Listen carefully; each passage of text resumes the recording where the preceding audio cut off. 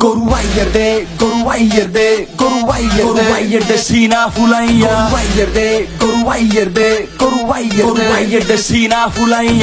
Goruwaiyerde sina fulaiya Hunkar di mati kapaiya Public shop dekhi buchaiya Goruwaiyerde sina fulaiya Hunkar di mati kapaiya Goruwaiyerde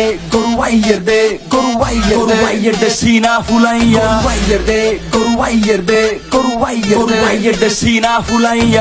Goruwaiyerde sina fulaiya Hunkar di mati kapaiya। আসসালামু আলাইকুম সুপ্রিয় দর্শক, আশা করছি আপনারা সবাই ভালো আছেন। দর্শক বন্ধুরা, দেখতে দেখতে কিন্তু রমজান মাস চলে যাচ্ছে, সামনে আসন্ন কুরবানির ঈদ।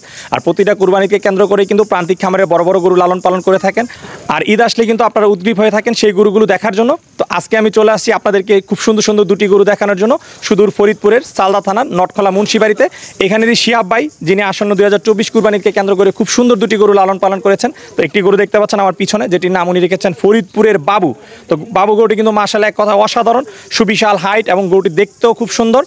এই গরুটির পাশাপাশি উনি আরেকটি খুব সুন্দর গরু লালন পালন করেছেন, সেটি হচ্ছে শাহিওয়াল জাতের গরু, যেটি হচ্ছে ফরিদপুরের সম্রাট। তো আজকে আমরা আপনাদেরকে প্রান্তিক খামারের সুন্দর দুটি গরু দেখাবো এবং এই গরু দুটি সম্পর্কে বিস্তারিত জানাবো, যে গরু দুটি উনি কতদিন ধরে লালন পালন করতেছেন, কী ধরনের খাবার দাবার দিয়ে লালন পালন করতেছেন, এগুলোর ওজন কেমন রয়েছে, এবং আপনারা যদি কেউ কুরবানির জন্য সংগ্রহ করতে চান বাইরের কাছ থেকে কেমন দামে বা কীভাবে সংগ্রহ করবেন সেই সম্পর্কে বিস্তারিত জানাবো। এবং দর্শক বন্ধুরা, গরু দুটি আপনাদের কাছে কেমন লেগেছে সেটাও কিন্তু আপনারা কমেন্ট করে জানাবেন, এবং আপনাদের আশেপাশেও যদি এরকম কোনো বড় গরু থাকে সেটাও কিন্তু আমাদেরকে কমেন্ট করে জানাতে পারেন। আমরা ইনশাল্লাহ সেই গরুগুলো দেখানোর চেষ্টা করব। তো চলুন আমরা কথা বলি শিহাব ভাইয়ের সাথে এবং আপনাদেরকে জানানোর চেষ্টা করি ফরিদপুরের বাবু এবং সম্রাট সম্পর্কে। আসসালামু আলাইকুম ভাই। ওয়ালাইকুম আসসালাম ভাই, কেমন আছেন? আলহামদুলিল্লাহ ভালো আছি, আপনি ভালো আছেন? জি আলহামদুলিল্লাহ ভালো আছি। কি নাম আপনার? মোহাম্মদ শিহাবুদ্দিন মুন্সি, পিতা মুন্সি মতিউর রহমান।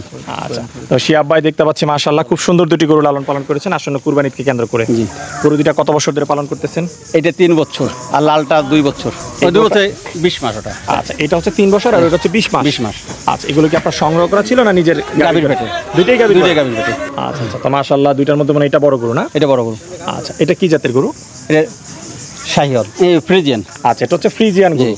আচ্ছা, আপনার গাভীর ঘরের বাচ্চা? গাভীর ঘরের বাচ্চা। কয় বছর ধরে পালন করতেছেন? 3 বছর। 3 বছর। আচ্ছা আচ্ছা, কয় দাঁত বয়স এখন? 4 দাঁত। 4 দাঁত বয়স। জি।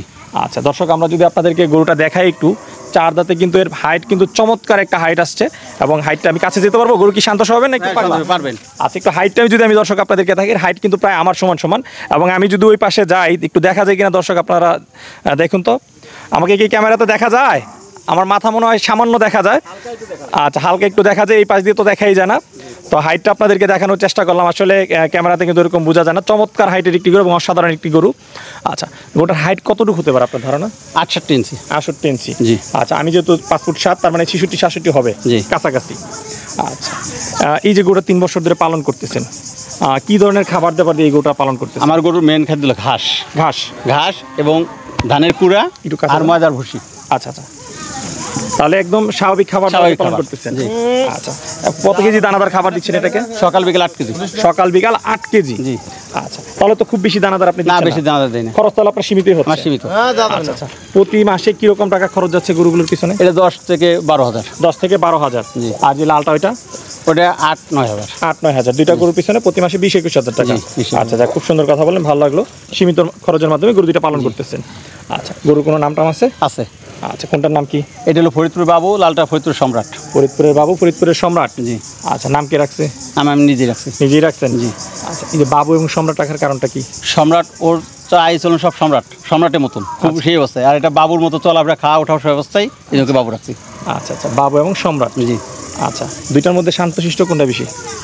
এইটাও যেমন ওটাও তো বেশি নেই, যেহেতু ঘরেতে বাইর করে হয় না, ভিতরে তাদের মতো আয় থাকে। ভিতরে শান্তশিষ্ট। আচ্ছা, বের করার পরে তো দেখলাম যে আপনার সম্রাট একদম ওই বের করার পরে উল্টাই ফেলছে, তছনছ করে ফেলছে। আচ্ছা আচ্ছা, তো বাবুর ওজন কতটুকু হবে ধারণা আছে? প্রায় 1000 কেজি লাইভ ওয়েট।